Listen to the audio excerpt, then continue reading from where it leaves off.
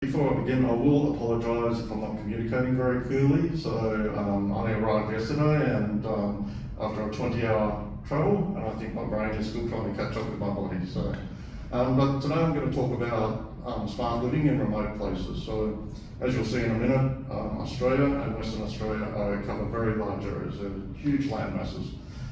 And a majority of that land mass is what we refer to as rural or regional. And there are not that many people that live there, but we need the information from those areas to help make land management decisions in those areas. So of course, smart living is data-driven decisions, so we need that data to be able to make those decisions.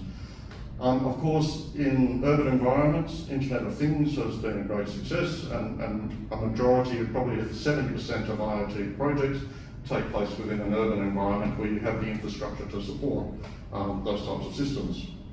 But what about in remote areas? As I said, we need that information, we need data, but how do we actually set up systems where you don't have very good connectivity, the conditions are quite harsh for deploying equipment, etc. So I'm going to give a couple of case studies today about some projects that we've been working on and how we've used or implemented IoT systems to help us collect data in remote regions.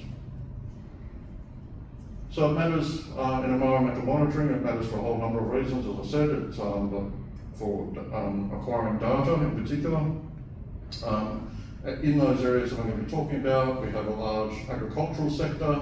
A lot of our wilderness or conservation areas also occur in these rural or regional areas as well. And then of course we need to be prepared for disasters, and in particular you may be aware that Australia is prone to both fires and floods, and so we need the information to be able to act quickly, particularly in remote areas, particularly where we have our First Nations people, where they may not have the access to a lot of the infrastructure or health facilities, etc., that we enjoy in urban centres. So we need to have systems that enable us to be able to provide them